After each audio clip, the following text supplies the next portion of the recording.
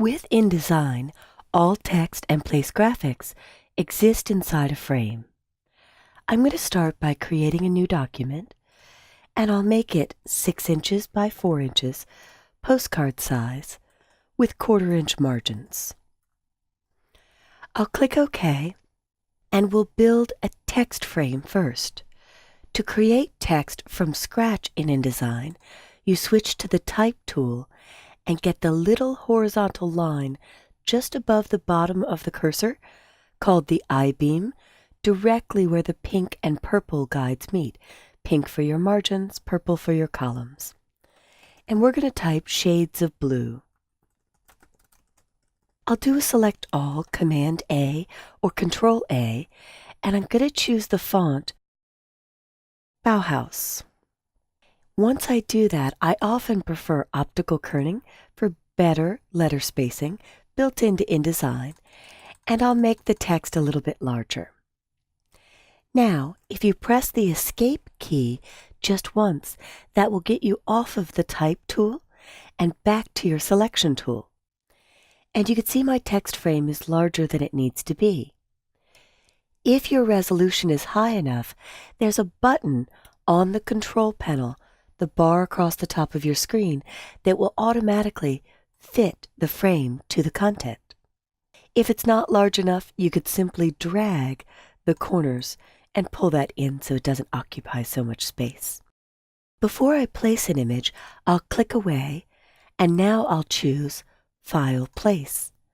Or in my head, I always say Drop in Picture or Drop in Text, because the shortcut is Command D or Control D to drop in. I'll grab a few images. I'm going to start with this image Roman Stroll 01. And you'll notice I did not build a frame before I chose place. When you select text, InDesign builds a text frame for you automatically. When you select an image, it builds a picture frame or the container. And there are several ways to place images. I could click once and it brings in the photo at 100%. If I undo that, I can line this up under the word blue visually and click and drag so that the photo is the size that I'd like it to be. I'm going to aim for around 30%. You'll notice the Smart Guides in the lower right corner tell me that X is 30% and Y is 30% of the original. Now this is an important note. When I let go, I see a scale percentage of 100 and 100. This is the percentage of the frame or the container for the image. If I move over the center, you'll see the Content Grabber. One click with the Content Grabber selects the image inside the frame, and there I can see the actual scale, 30%.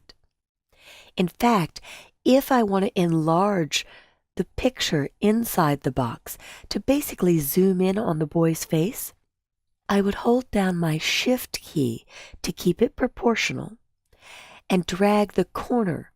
And as I stretch, when I let go, the frame that always has blue points is cropping the image, so now I'm just seeing more of the child.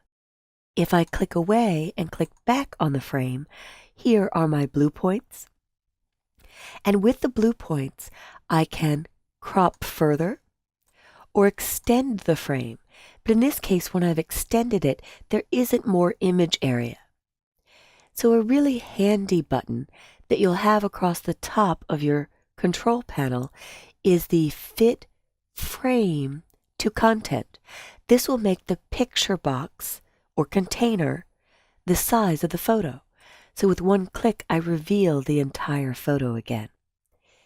If your resolution is below 1280 by 720, you might have to choose these options under Object, Fitting, and Fit Frame to Content. The control panel, the bar across the top in InDesign, shows more items or more buttons the higher your screen resolution is. I ultimately want this cropped a little bit closer so I see more of the child's face, and if I wanted to set an exact size, like a width of 1.5 and a height of 2, I could type that in. And then if I move to the center of the photo and click once, I can drag the photo until it's positioned better inside the box. The orange points let me know how much of the original image I have left over. And here I can see the real scale. If I click away and click back on the frame, it always reports 100% because the frame just picks up the new dimensions every time I set it. It's not really calculating the original size. If I look at the frame itself, I can see a yellow box here that says click to edit corners. And with one click, I can grab the corners and drag in to round them. The little diamonds let me do the rounding.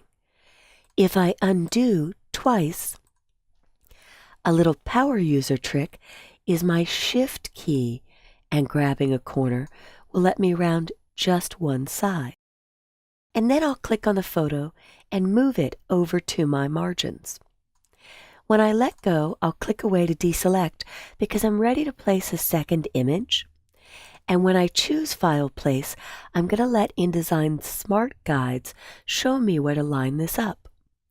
So I'll double-click to select the second photo, and if you watch my cursor, at the very upper left corner is a tiny black arrow just above the paintbrush. If I see it turn white, that's InDesign letting me know that it's going to snap to the exact X and Y position or starting point of the first image.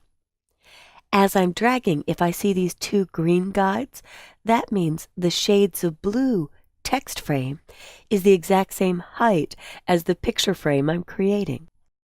As I keep dragging, this pink guide lets me know I've crossed over the center of my postcard. And as I drag further, these green arrows let me know I've matched the exact height of the previous picture. So when I let go, these are scaled to size. I'll click away and hit Command D or Control D to drop in picture or drop in text again. I'll look for the white guide and I'll click and drag to match the exact same width and height of the previous photo. Now if I open this plain image that I've created, I have a photo placed on the page that I'd like to put inside this airplane. I want to click the Direct Selection tool and click on the image to see orange points. The other way to do that would be to click the Content Grabber, the target in the middle. One click grabs the image inside the container, and I'm going to cut it. Then I'll select the plane and I'll choose Edit, Paste Into. Paste Into is a very powerful way to mask images to shapes. If I click the Content Grabber again, I can now hold down Shift to keep it proportional and scale up the photo until it's filling the entire airplane. You'll notice here I have an empty frame remaining, and an X in a frame often means that a picture goes here. That's commonly used in template layouts. When I created this document, I had InDesign build the frame for me. There are two types of rectangle tools. One is a rectangle frame tool, and if I click that and click once anywhere on the image, I could set up an exact size, like 1.5 by 1, and hit OK, so I've predefined that I want the image to come into a box that exact size. Now if I choose the rectangle tool, both of these can contain pictures and both can contain text. But if I click once and again choose 1.5 by 1, when I go to my selection tool and click away, if I choose to preview this document, your preview and screen modes are located on the application bar across the top of your screen. The application bar always begins with ID for InDesign. When I choose preview, technically this frame is clear. No fill, no stroke. Stroke is Adobe's technical term for border or outline. If I go back to normal view, this frame, the one created with the rectangle tool has a default 1-point black border, and I could increase that border, or stroke as Adobe calls it, its technical term. You can get a thicker border for your image. If I deselect and hit Command D or Control D or choose File Place, I can actually select 2 pictures at once. So I will select this baby old school and Command click on this SF49ers Roman. And when I hit Open, I can click once to target this frame, click once to target that frame, and both images are fitting in that 1.5 by 1 inch area.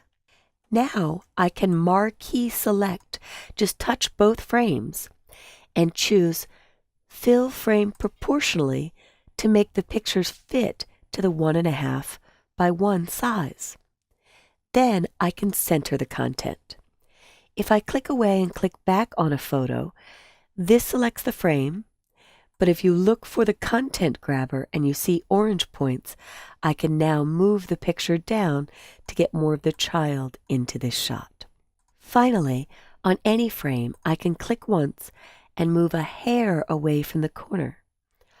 On the corner, this will stretch or resize the frame, but a hair away from the corner will actually rotate. And InDesign's Smart Guides will show me the exact rotation angle that I've got. I hope you've enjoyed this tour of frames in InDesign. Everything you place on a page, whether it be an illustration, a photograph, or text, exists in a frame so that you can pick it up and move it anywhere you'd like.